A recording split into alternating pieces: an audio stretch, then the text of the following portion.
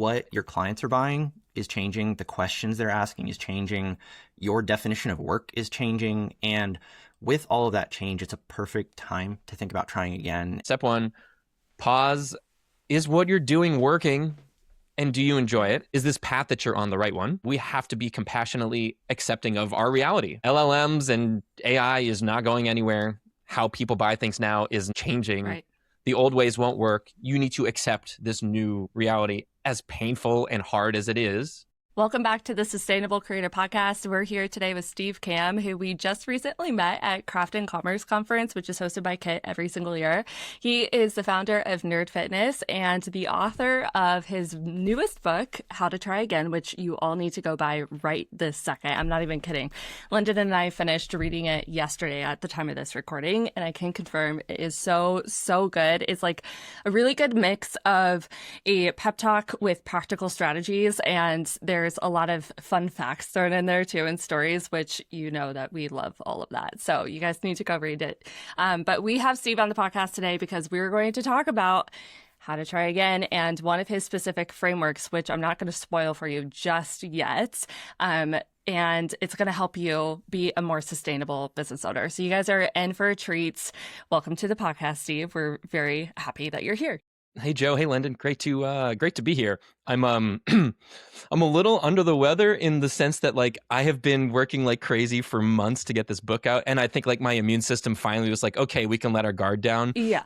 Over the weekend after I got through my launch week, and so if I sound a little nasally today, we're just gonna roll through it. I actually feel pretty good otherwise.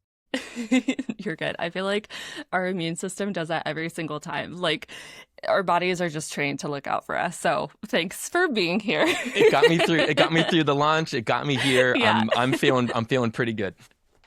Before we jump into the chunk of this conversation, I just want to start with, what is your coolest claim to fame? Ooh. All right. I'll let you go in two directions here. One is I smuggled John Mayer off a cruise ship. And two, I met Taylor Swift in an elevator. So which one would you prefer? I want Taylor Swift. But that's like the most deep response I could ever like hope for.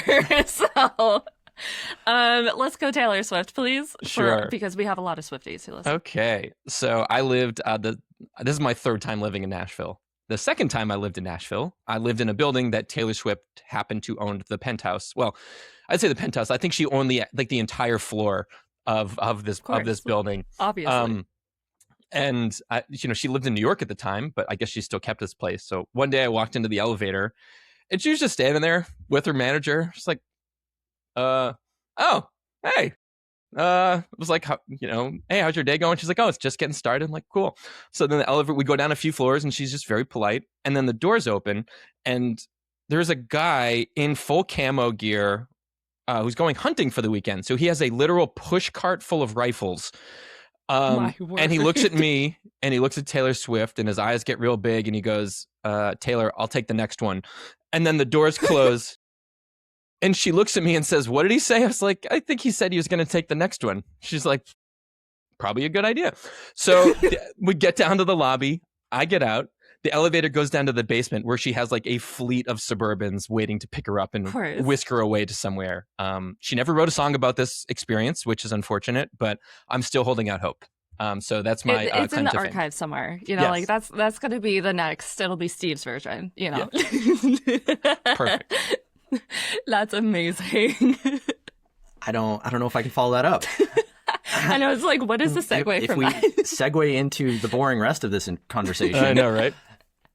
One of the things that we've noticed is we talk to a lot of creatives, and we're in a period of trying again, which is why this book feels so timely to a lot of people that we're talking to. In the last 6-12 months, the creative industry is changing in a very noticeable way. And especially if you're a creative service provider, what your clients are buying is changing. The questions they're asking is changing. Your definition of work is changing. And with all of that change, it's a perfect time to think about trying again. And we actually personally went through this about 2 years ago in August of 2024. We were running a photo business at that point, and in the middle of a photo session, we went to lunch and Joe broke down. It was just like, this is not working anymore. full on meltdown, crying over Jersey Mike's. I was just like a bawling mess. I was like, get me out of this. What do I do? And then having to go back into the shoot, pretending like everything was fine. You know, that was definitely a wake up call. Like we got back to where we were sitting that night. And I was like, we gotta change things. Like it's not working anymore. And I think the two big things there was how we were selling was changing, and like clients weren't buying the same way. We were doing the same thing that we used to be doing. And so the business felt like it was dying that way. Our interest was dying, and we had already tried to switch out of photography once and it failed. And so it felt like we couldn't do it again. And we were just in this inflection point of we have to try something new, but we don't know how. And I think that is a situation that a lot of people are feeling right now. And you have a really great framework for this. And so I'm curious, what is PACT? So it will solve all of your problems for sure. And it's super easy. And yeah, no, it's 4 letters. It's the foundation that I built this book on. And it's like at a meta level, it's the framework I had to move through myself to actually get this book out into the world. I mean, I also went through a few really challenging, like professional experiences as a creator as well. I've been writing for 17 years now. And it worked great for about 15 of those 17 years. And then all of my content gets hoovered up by ChatGPT, and Google changes algorithms, and blue links are stuffed. And however, all of a sudden, how I used to do things no longer works. Meanwhile, I'm also in the wrong seat in my own business. And I had those same moments, Joe. I wasn't at a Jersey Mike's, but I was probably at like a Chipotle or something. And you know, Chipotle would have been a close second. Just being like, gosh, like I don't, what the hell? Like, what am I doing? I don't like the position I'm in my own company. I need to get back to doing the things that I actually like doing. So that led me down the path to start this book. And then in the process of writing the book, I came up with this framework that like finally solidified how I think we help people and how us creatives need to navigate this really weird period coming up for all of us right now. So the framework is you make a pact. P stands for pause. A stands for accept. C stands for change. And T stands for try. So I can walk you through each of these, but really it's like one of those things that's like, all right, step 1, pause. Is what you're doing working? And do you enjoy it? Or like, is this path that you're on the right one? A for accept is like, we have to be compassionately accepting of our reality. Like LLMs and AI is not going anywhere. How people buy things now is is changing. The old ways won't work. You need to accept this new reality, as painful and hard as it is. That's where that compassion comes in. C, like, what are we changing? There's so much comfort in doing what we used to do, even if it stopped working, because that's less scary than jumping into a different path. And then finally, we have T, which is like, we're going to try, maybe without expectation or with reset expectations, and treat this whole thing like a giant experiment, because we are all creatives. We're all figuring this out. It is a weird time right now, and it requires us to do a lot of reflection. So like, I hope this framework can be helpful for people who are like, I'm spiraling. I want to go to Jersey Mike so I can cry again. Okay, wait, what did Steve say? All right, wait, pause, accept, change something, try. Okay, fine, I'll do that. Maybe I'll go somewhere else and eat and cry there. So that'll... Yeah. We're just going to create a whole campaign for Jersey Mike's called Subs and Sobs. Yeah, this episode's sponsored by Jersey Mike's, yeah. They're not, actually. No, that's... I think if you are not planning to already, if you do a merch store for How to Try Again, you need to include a poster that has the PACT acronym on it, because I think that would be such a good addition to so many people's offices and workspaces, just to like remind and reset when things happen, because it will happen. You know, it's not a matter of if, it's when. So I think it would be awesome if we walk through each step and dial in on how this would fit into a business specifically that is going through some type of change, you know, whether it's a pivot, AI, like just your monthly crisis, it doesn't matter. Real quick, are you a creative service provider that is also going through a change right now and you just kind of need a little bit of help supporting you through those changes? That's where coaching comes in. It's one of the things we work on with most of our coaching clients. And if that's something that you're looking for, you can book a discovery call at the link in the description to figure out if you're a good fit. Now, back to the framework. So let's start with pause. If we think about our businesses, like they pay for our livelihoods, right? In most cases. So how do you actually pause with all of the pressure that comes with paying for your bills? This one's really hard because it's the step I think most people skip. A lot of us are recovering insecure overachievers. We probably have workaholic tendencies, and most of our problems in the past, even with our business, could have been solved with just put your head down and work harder on the things that you're already doing. That was me. And it only, like, through journaling, allowing myself to be bored for an afternoon, therapy, conversations with friends, like, did I finally find just like the tiniest bit of space to pause and slow down and like actually assess what's happening in front of me. And it maybe was like I was spending all of my, like, there is comfort in working really, really, really hard on something. If we don't, we have to pause long enough to look at the results of those efforts and say, like, is this actually giving us the results that we want? Is it, like, we can look at past results, we can look at all of it, but like we have to like be honest with ourselves and slow down and say, wait, like, is this working? There's this great quote from C.S. Lewis who says something like, once you realize you're walking down the wrong road, the next correct step is back towards where you came from. Like, which means like the most progressive, aka the person that is going to adapt the most, is the person that is willing to turn back.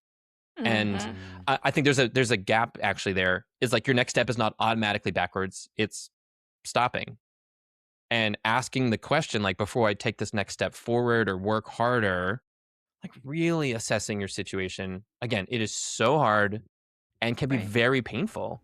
But that pause is required because you're not going to give yourself the brain space and the energy to be able to ask those really, really challenging questions of like, is this working or not? Yeah. For the type A planners that are super used to just like push through it, I can run through any wall and I get things done by scheduling it into my calendar. How long is this pause in the calendar block? Good question. I love that. You should have all your problems solved with about 7 minutes of pausing, I think. Maybe amazing. Maybe so 8. Like lawyer billing time. Yeah, maybe 8. Yeah, we'll round up. No, it's the question you're asking yourself when you wake up at 4 a.m, lying in your bed, and you're just like, your brain just like it pops in there. You're like, crap, there it is. Yeah. All right, we need to deal with this. So, I mean, I think putting a pause or a thought block on your calendar where like your phone is in the other room, maybe you can have a journal, but like you're not near technology and like you just have to sit there and think about your path. Like I can say for me, I was in charge of a business of 40 people and avoiding my own job.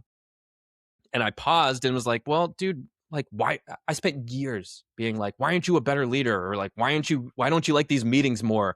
This business is bigger. Shouldn't that make you happy? And like, I finally paused. I was like, man, I hate managing people. I'm bad at it. I don't enjoy it. What I do love is writing. Like, hey man, maybe we should do the thing that you actually love. And like, but I had to like go through, I mean, again, I spent 5 years walking down the wrong path in some aspects on this journey until I finally allowed myself to turn back and say like, I'm on the wrong path, which was so hard because there is that added pressure of there is a business, there are employees, this is your livelihood. All of those things factor in too. So it is so hard. There's a lot of like responsibility feelings that come with it. And some are valid and some are just made up in our heads. And it can sometimes be hard to differentiate between the two. I think one question that people may be wondering here is, okay, I can pause and I can push myself to sit with this, but when do I know that the pause is done? Like, when do you know that it's time to move into the next stage of accept? I mean, I wish I could say like there is a specific answer here. Yeah. It can Yeah. take a long time. I mean, there might be instances where you're like, hey, I do have to put my head down for the next few months and cut expenses to build up my emergency fund, or to increase the amount sitting in the bank so that I can find the space to pause. The interesting thing, now, this is just for me, I'm very clear in this book, like, hey, this will not solve all of your problems. Like, we're all going through this together. Here are some strategies that might help you.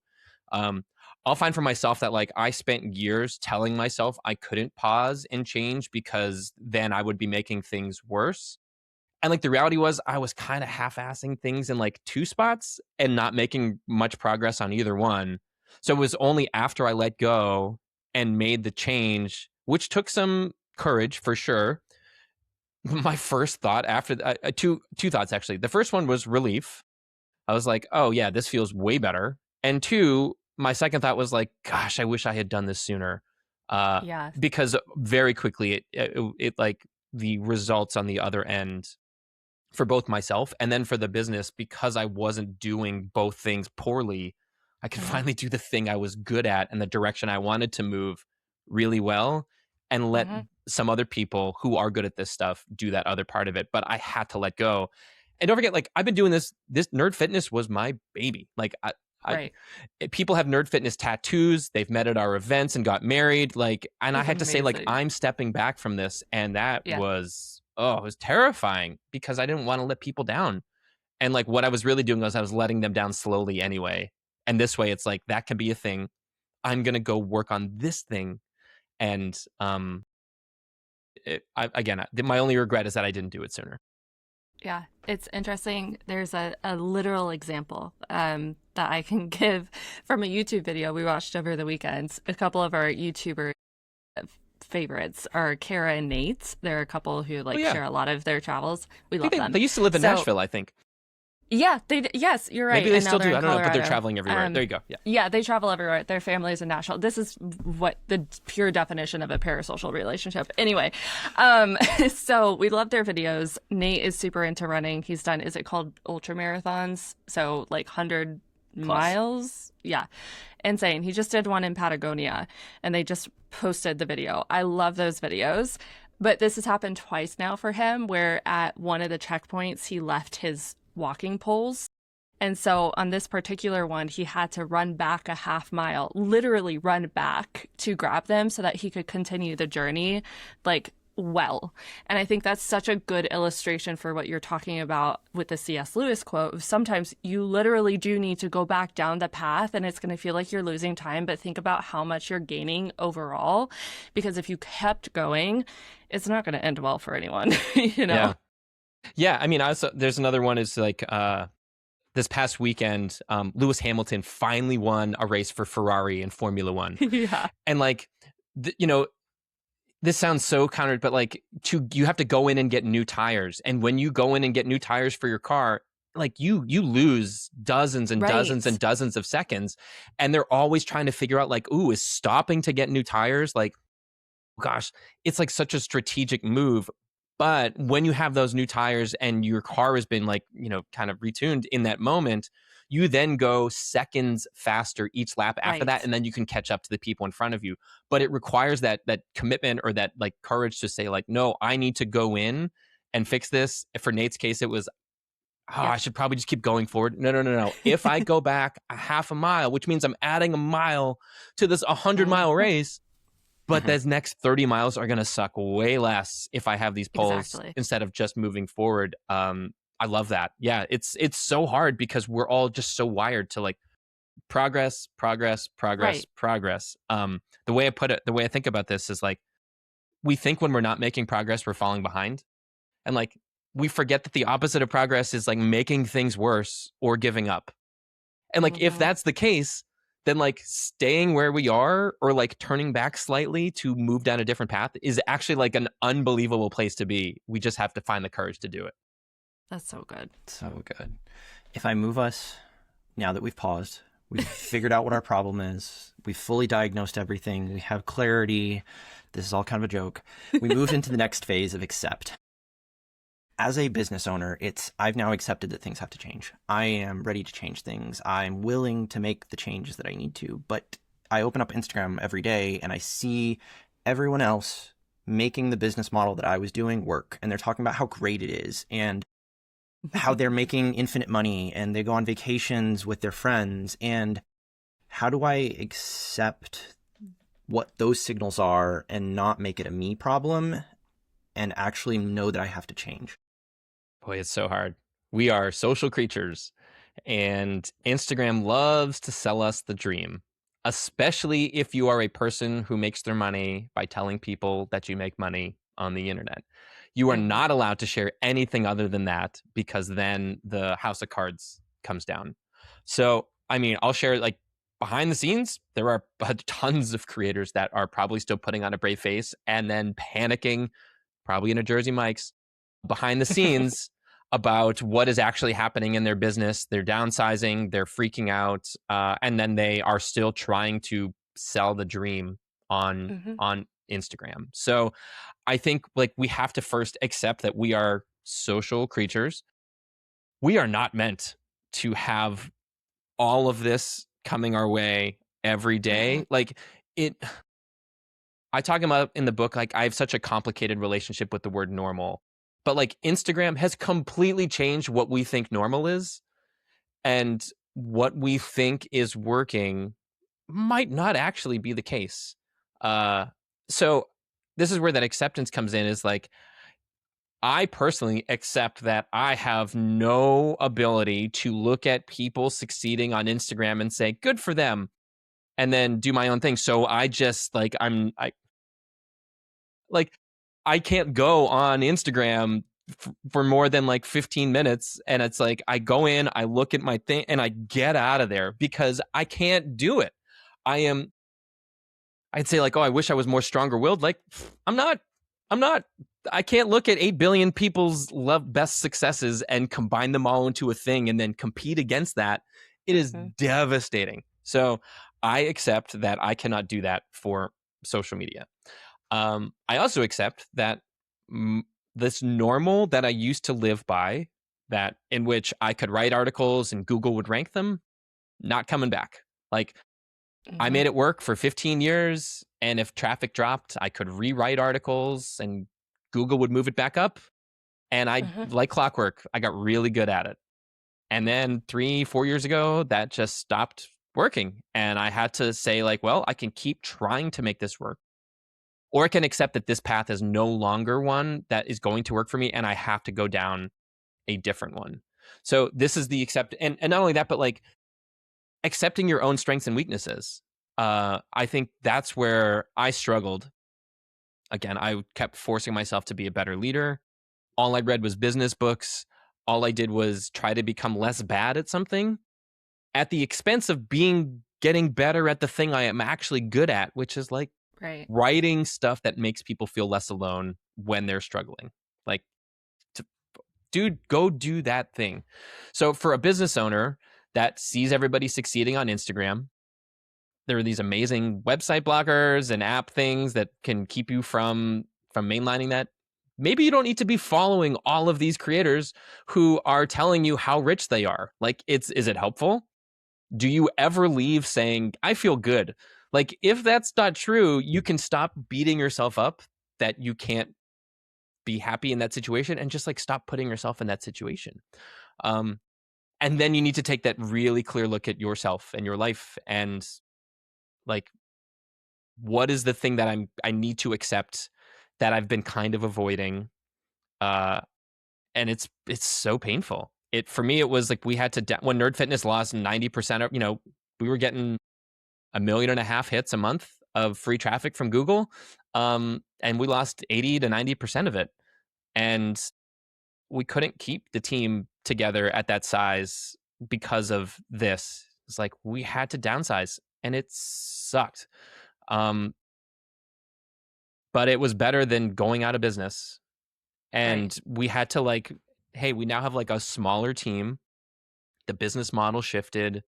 We did as best as we could to do right by every employee, and gave people opportunities to stick around or to take, severance, like whatever it was. Like, it was so painful and heartbreaking, and also the only way we could get through it. But it required us to accept, like, hey, we're in a new internet right now, and the old ways are not coming back. Right. I'm curious before we move on to change, because the sooner you can accept something, the sooner you can change accordingly. But for you, in your experience, that accepting stage being so tricky and difficult to navigate, what helped you through it? Like, were there certain people, mindsets, resources, like what helped you to finally accept that things weren't working so that you could change? Certainly talking with other creators who were also going through challenges. Not people that you see on Instagram, but like the people that are in the trenches with you building their own businesses. And you're like, hey, this is what I'm seeing. What are you seeing? And for so many of them, they're like, me too. Like, yeah, it's very different. My book starts with a chapter on failure, and so much of, like, I felt a lot of failure and shame about the fact that I couldn't fix this business. Like, I couldn't pull the whole, I couldn't do it all myself and fix everything like I had always done in the past.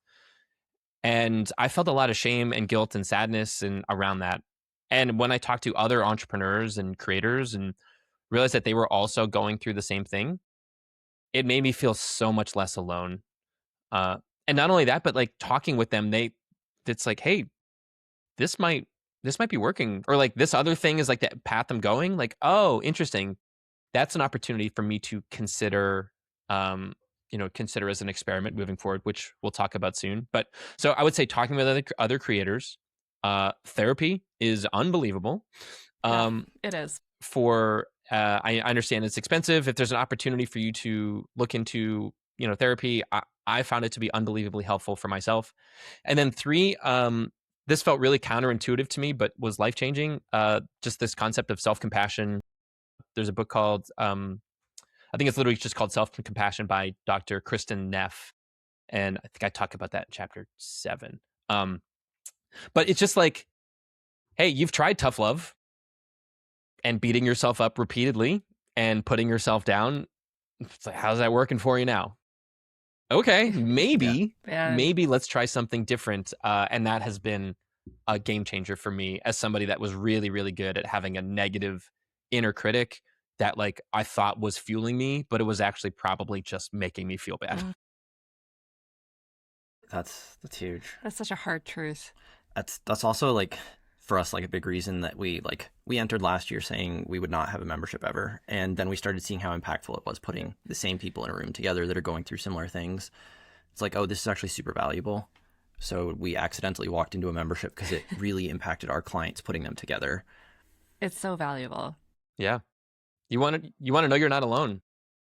Right. Yeah. Exactly. Exactly. Yeah. There's and to your point about sharing numbers online, I mean, they're fun to see, but what we all really crave is that connection with other people. Like you mentioned, we're social creatures. I mean, that is the clearest evidence that you could see on that note. Yeah, I know a lot of creators or people that will, like, love sharing numbers when numbers going up. Then they stop sharing them. It's real quiet. Right. It happens. It happens. And it's like, if you built your business, I'm like, I don't know. I think a lot of people would much prefer, like, hey, look, numbers are down. Here's the deal. Like, this is, if I'm going to build in public, then, like, you need to share your failures in public. I mean, I talk about that too. Like, how important and impactful that can be to say, this is what I'm struggling. My failures are on page 2 of my book. I put it right front and center. Like, hey, here's all the crap that has gone wrong for me while writing this book. And I'm so glad I did. I'm glad you did too. It was a good starting point. Counterintuitively. Sneakily also builds a ton of trust with your audience. Yeah. When we get into part 3, change, I think one of the interesting things is, like, the idea of a sunk cost of, I've built my business up to this point. I've done these things. I've made huge investments in experts to help me learn best practices. And obviously those are all perfect and I don't have to change them at all. How do you think about getting rid of some of those things that worked in the past when you do clearly have to change to move forward? I have amazing news. Like, there's no such thing as square one. We often think, I've done all of this work. there is such a sunk cost. I can't stop doing it because then I have to go all the way back to the beginning, or that means that then I have to admit to myself that I wasted my time. And like, that's not true. I tell stories from Pixar and my favorite video game, one of my favorite video games called Outer Wilds, of like this concept that like there is no wasted effort, and lessons learned through failure is still progress. I started a blog before I started Nerd Fitness called like music. I was going to be like a music guy. Like I was going to go to concerts and like write about albums. And I think like my expectations were like, maybe I could get free albums and concert tickets. And I got like a month in. I was like, well, this isn't really a business and you don't like writing about this at all. My other idea was helping nerds get fit. But at this point, because of what I did with the music site, like I already knew how to set up a blog. I knew what I just had to change. I knew how, at the time Twitter worked and how, Facebook pages, or I don't even know if those were around yet. Geez, this is so long ago. But like I learned a lot about the creative process. So although like I gave up and failed down one path, it taught me a lot for this next path. Pixar talks about how like when they make a movie, they'll spend like weeks, months making all these storyboards, and they'll storyboard out like 100 different slides, and they'll walk people through like a really light version of this movie with voiceovers. Then they send it to a brain trust, and it's like the people in Pixar, and then like they end up throwing away 95% of what's in that room that isn't working. And like they don't think that's a failure if they don't hold on to those ideas super tightly. They're like, okay, this part didn't work, but we had to do all of that to find the part that does work. So that's where we get to see here in this change is like, what are we going to do differently this time? The way I think about that is like, we're looking at our past efforts like a detective and seeing what didn't work. And then we're going to look forward like a scientist and say, how do we treat this next thing like an experiment? Like, what are we willing or interested in changing for the next thing that we're going to attempt? Like, let's look at this with an experimental mindset. And maybe that gives you some permission to say like, hey, this sunk cost path that I'm on, I'm just going to set it aside for a while. I can always come back to it, but I'm setting it aside for now. And I'm going to go do this other experiment for 60 days with my full focus and zoom in and see, and then zoom out afterwards and see if it worked. Maybe that can give you permission to realize like, oh, okay, that old thing that's no longer working got me here. I don't have to feel bad about it.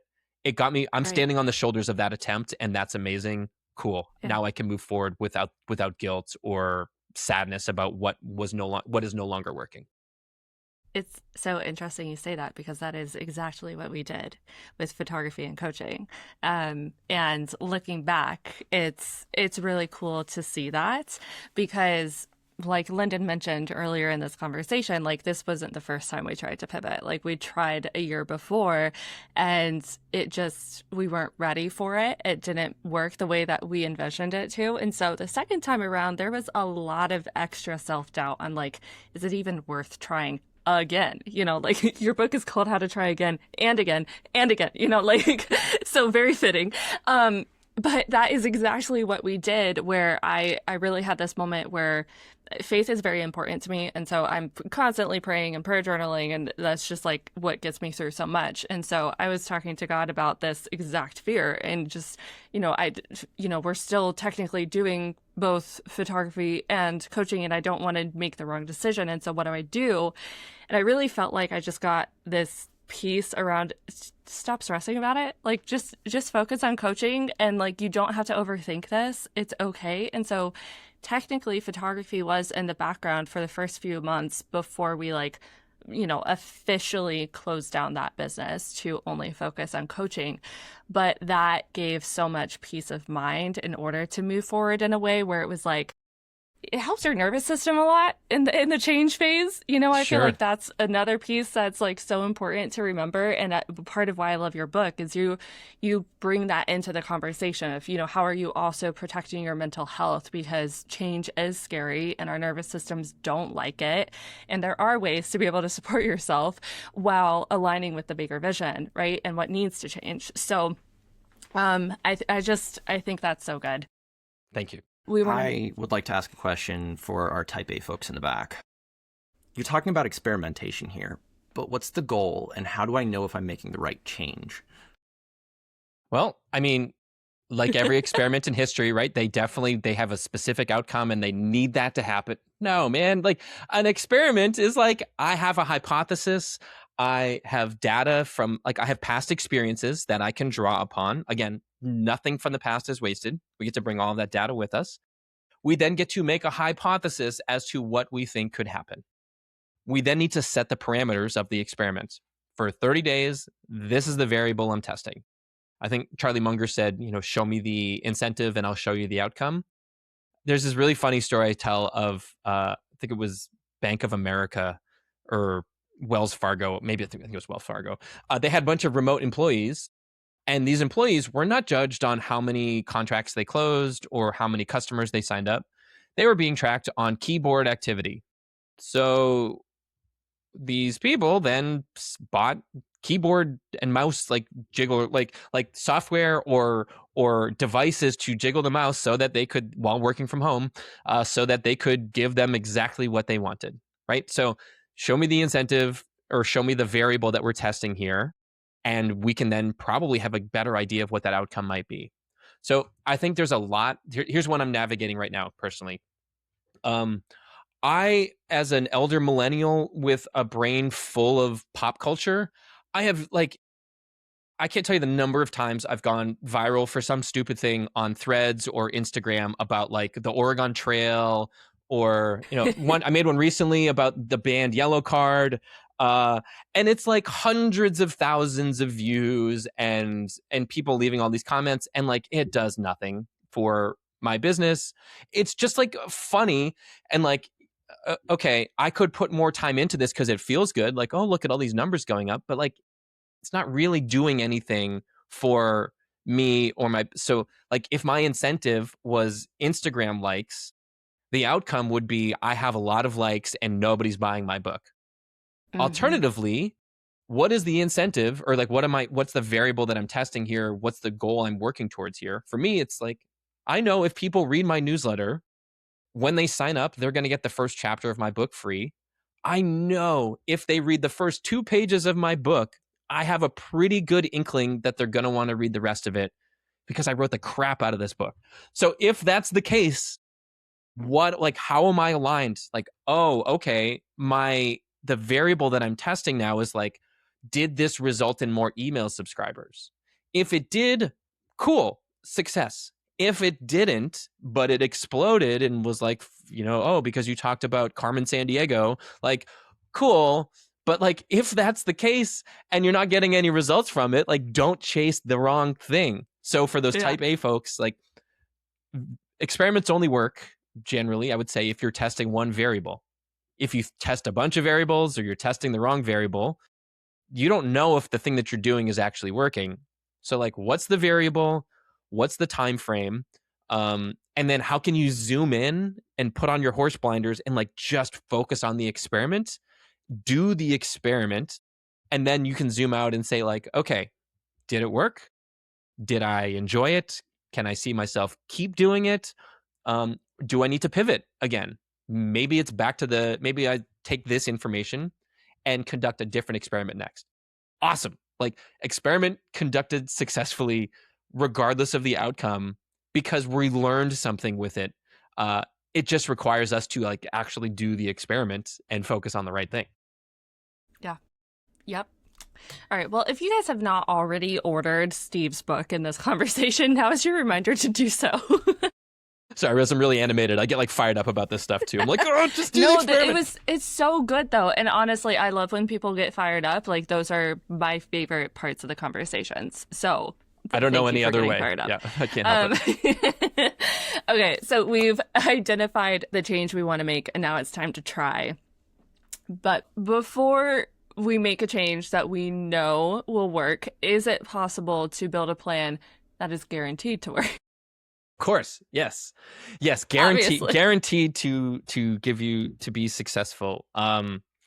No, that's the unfortunate part. Like, you just don't know, and more importantly, for so many of us that are creators, like, there's still so much of this that comes down to luck too, and like timing and, you know, world changing algorithm. Like all these things are like not up to us. So the only way I've been able to stay sane, I'll use this book as an example. I have no idea how many copies I'm going to sell. I've tried really hard. We met at a conference where you saw me. Everybody at this conference was lucky enough to get a copy of the book. I had dumb T-shirts made with the book cover on it, and my shirt said "I wrote this," so that people could like connect me with it. Thank you. But like I don't know. I'm going on podcasts and I'm writing guest posts, but like I can't control it. All I can control is like, did I talk to cool people like you two? Did we have a fun interaction? And did I did I say like, hey, I think I wrote a really great book and I think you'd like it? Like, that's all I can control. So like right now, I have a jar in the other room that literally says, how to try again promo. And I have tiny ping pong balls in it. And after we get off this call, I'm going to write your names on the ping pong ball and put it in the jar. And like right now, there's 70 ping pong balls in this jar. They're small. It's like, that's all I can control. Like I can't control the outcome. So I am trying by focusing on the one part of this I can control. And it's like, I did the thing. And that's the metric that I'm tracking. Is like, I want to do, you know, as many of these things as I can. This feels sustainable. We're adding the ball to the jar. Cool. Like, let's just keep doing that. Recently I listened to a podcast and they were talking about the idea of luck, and they were talking about it in the context of they've set their goal to increase their chances for luck to happen. And so instead of like, you can't fully predict every outcome, but you can make yourself available for luck to be on your side in some very interesting strategic ways. And like for you, you don't know which podcast is going to go viral, but you're increasing your chance of luck by going on more of them, which I think is really interesting.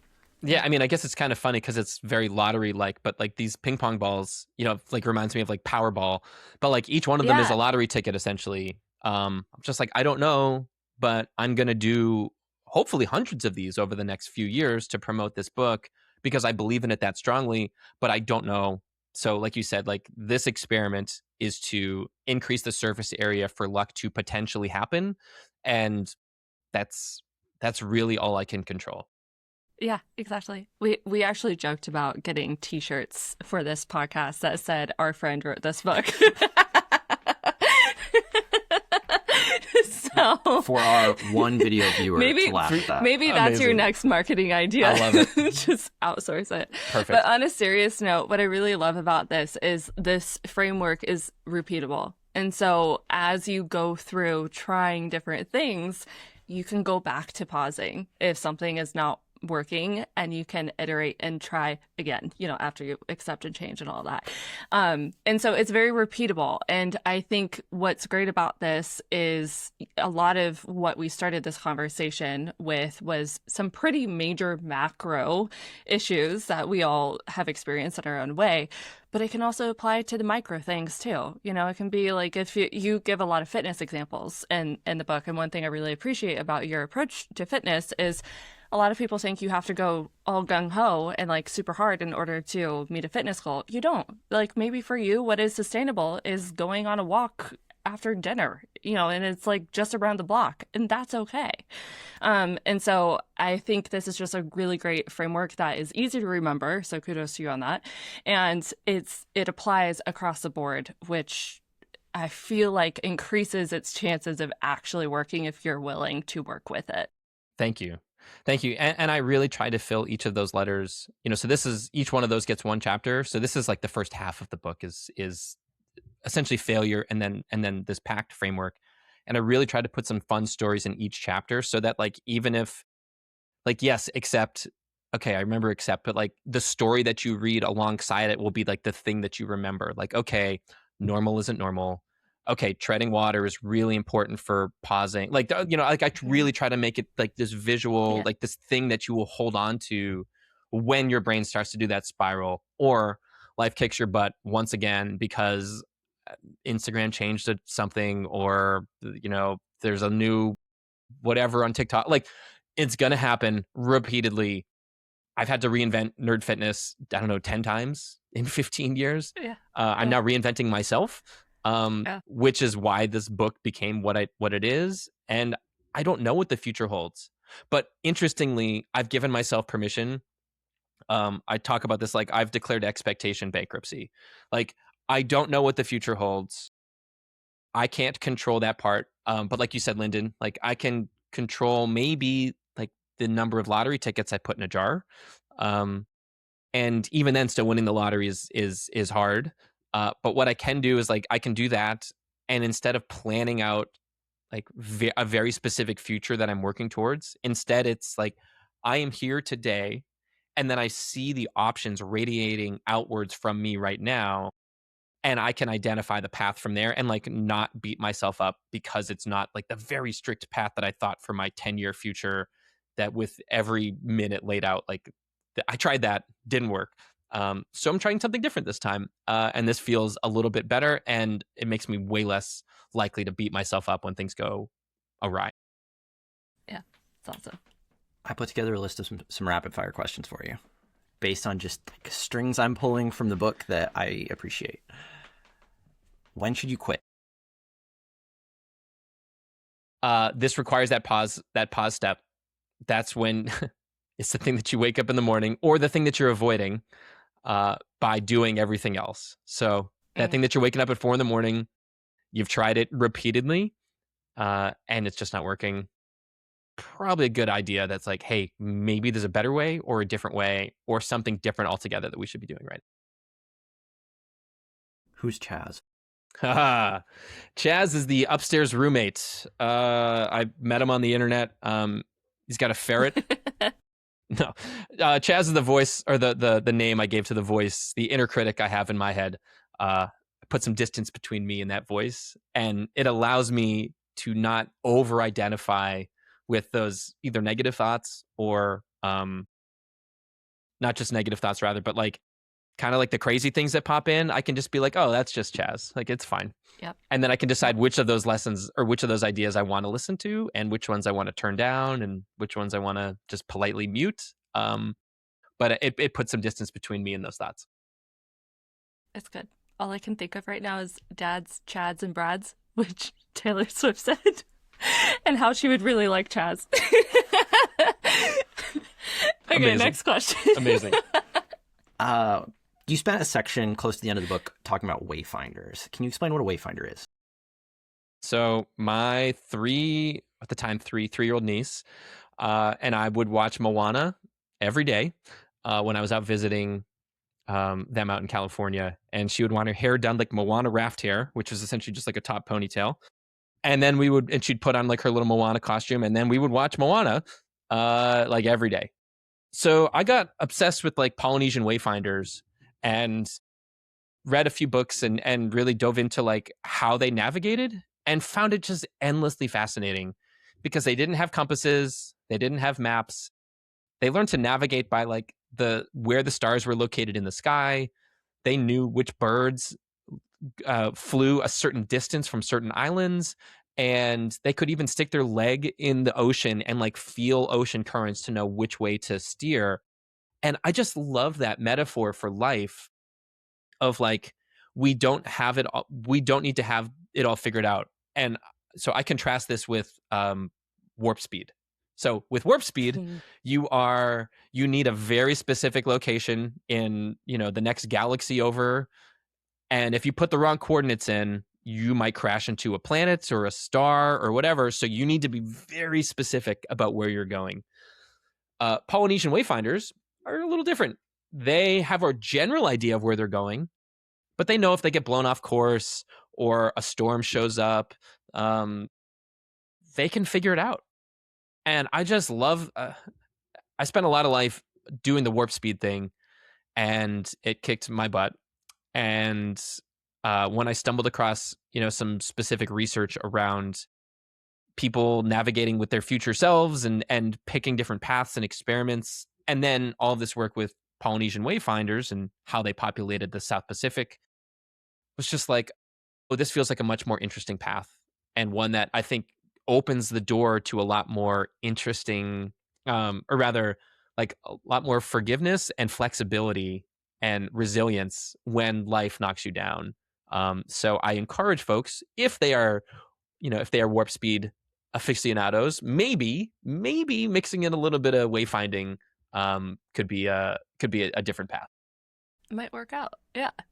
It might. We don't know, but it's an experiment, and that's okay. It's worth trying. We talked a little bit about how important people were in that process of like finding new normal and making changes. How do you go about finding the people to help you in that process? I think it's like, how did we meet? We met at a conference, right? There are creator conferences. There are creator meetups in your town. But you have to have the courage to show up to these things, because most people don't. Most people don't show up. I'm fortunate and can say that, people have asked me, how did you get all these famous people to endorse your book? I'm like, oh, simple. I met them at a conference 16 years ago before they were famous, and we've just been friends ever since. So just do that. Yeah. You don't know.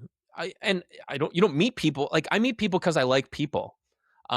And Lyndon, I apologize, I still haven't watched Tron Legacy yet. I'm working on it. I have one other movie that I needed to watch, and this past weekend I fell asleep at 8 p.m. So the next one on the list is Tron Legacy, and we can watch it, and then we can talk about it after. Rather, I've now added another expectation. 16 years from now, in 2042, I expect you to write a quote for the dust jacket of my book. I want you to write one for mine. We'll do both. You said 16 years later. I'm just doing math here. We'll do both. Great. So it's a pact. Yeah, it is a pact. Lovely. Touche.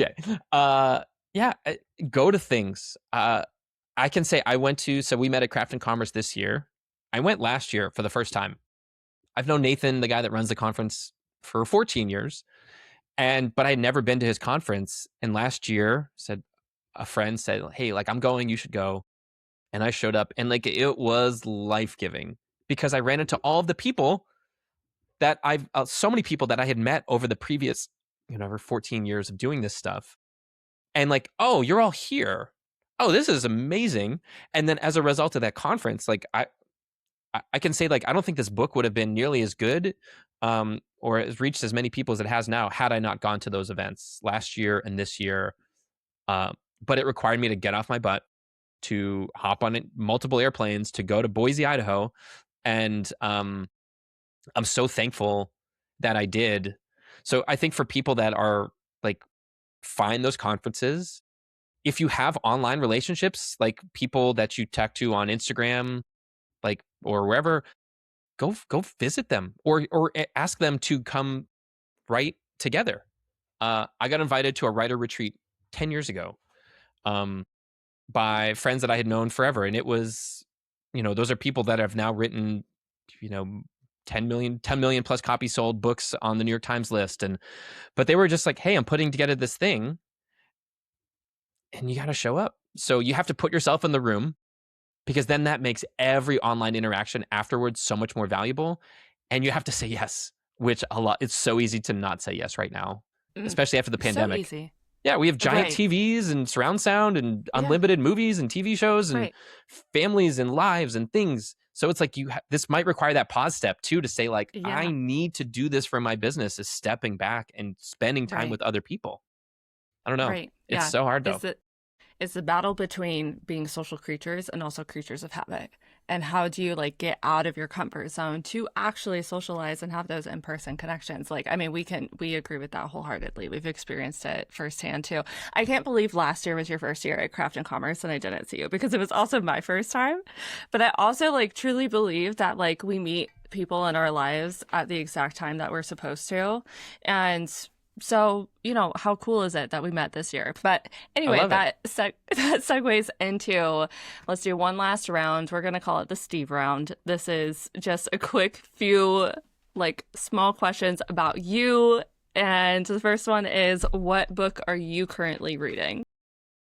I am currently rereading Larry McMurtry's Lonesome Dove, which is the great American novel that everybody has read or everybody should read. And I'm reading it for the second time, and I'm damn, this is really good. It won the Pulitzer Prize back in 1986. There's about these two cowboys that go, driving cattle up to, I think it's Montana. And And it's just so beautifully written. It's awesome.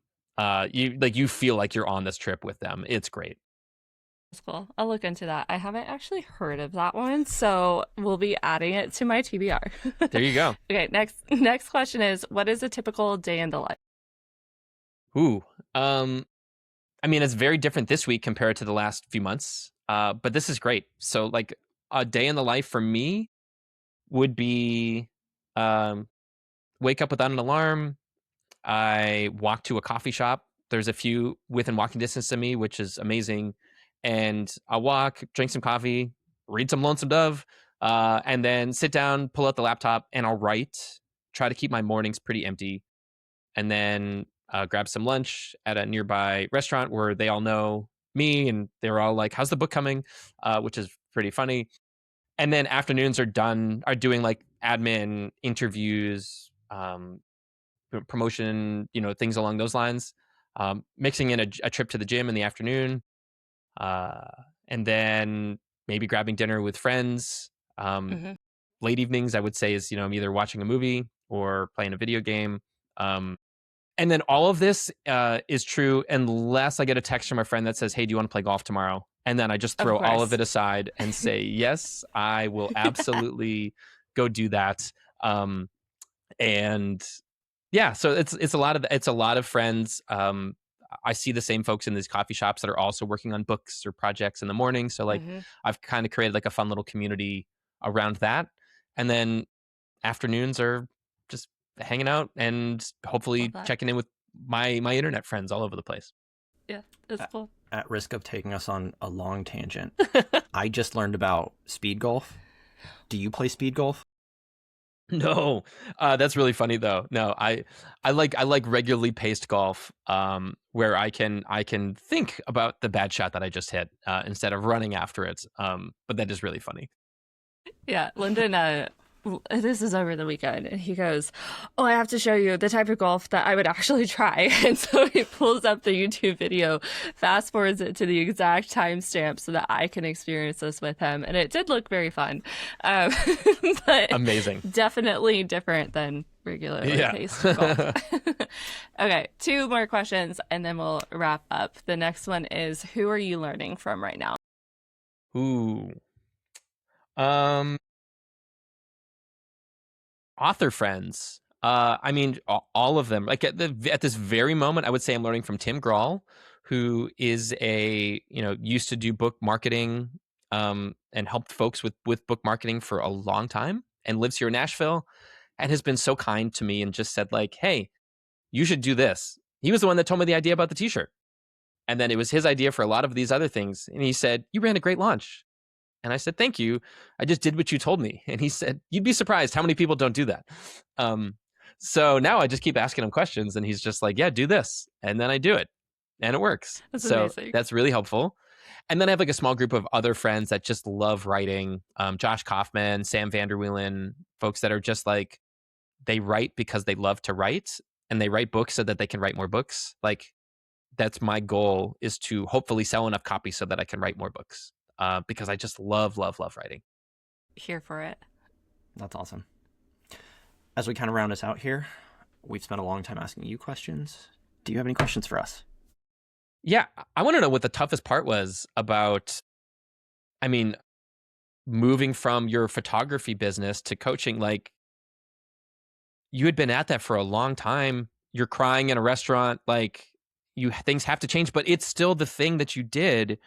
Like, what was the toughest part, and how did you find the courage to make the change, I suppose, to like from one to the other, give yourself permission to make the change?